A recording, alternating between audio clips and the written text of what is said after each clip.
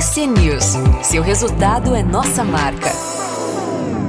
Hoje teve um evento do BTG Pactual, a gente mostrou aqui no Almoço de Negócios a reta final das declarações de algumas autoridades importantes do nosso país.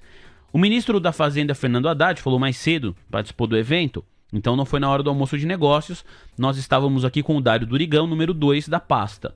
E aí, agora acho que as declarações vão muito em linha com o que a gente está falando, né? Nessa tentativa de você conseguir controlar o câmbio por meio da demonstração, da preocupação com o fiscal do nosso país, que, segundo o nosso Carlos Castrucci, reflete para além dos DIs na própria moeda americana que deprecia o real. Aí o ministro da Fazenda, aqui é um resumo, pessoal, do Faria Lima Journal, o texto é assinado pelo nosso Luciano Costa, com os principais highlights das autoridades. Então vamos lá, o que disse o Haddad que mereceu destaque aqui na opinião do Luciano? O Haddad disse: a taxa de juros no Brasil já está restritiva, afirmou Haddad, que disse que enxerga um risco do Banco Central errar a dose e apertar demais o monetário em um momento em que você pode ter uma turbulência externa momentânea. Para Haddad, uma alta de juros agora poderia, abre aspas, abortar um processo virtuoso de combate à inflação pelo lado da oferta, fecha aspas, com maiores investimentos. O BC tem que olhar a curva de oferta e demanda e o fiscal tem que ajudar. Sempre fui da tese de que política fiscal e monetária são dois braços do mesmo organismo.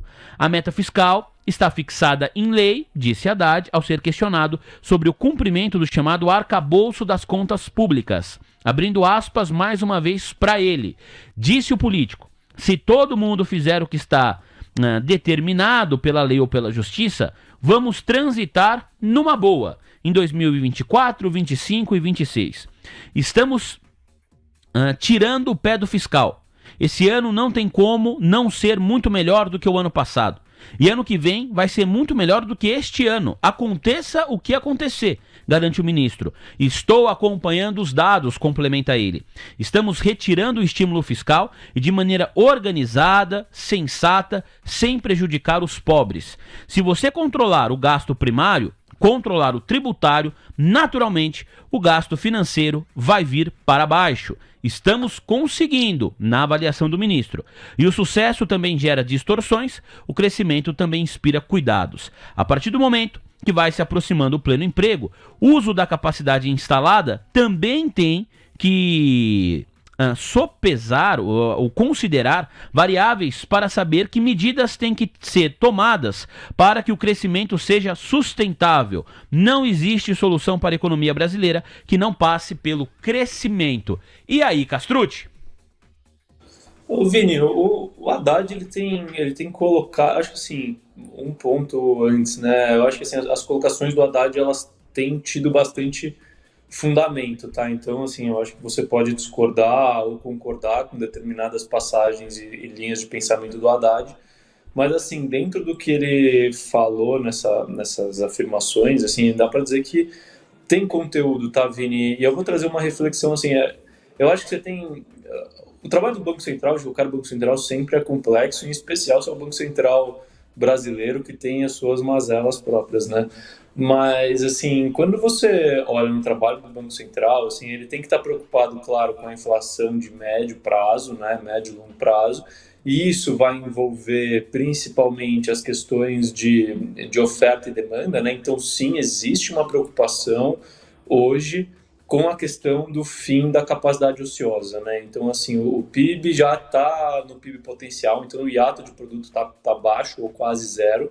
Então, qualquer crescimento a médio prazo que venha acima do PIB potencial do país, ele tende a ser inflacionário, né? Então, assim, essa é uma preocupação que o Banco Central brasileiro tem que ter, porque, assim, eu acho que a gente já teve algumas medidas muito importantes na época do governo Temer ali, de reformas estruturantes que mudaram o patamar de PIB potencial, e eu acho que os economistas ainda estão tentando ajustar os modelos para determinar qual que é o novo PIB potencial do país, mas esse PIB não é superior a 2%, entendeu? Então, qualquer crescimento acima de 2%, ele tende a ser inflacionário de agora em diante. Então, esse é um ponto que o Banco Central tem que se preocupar.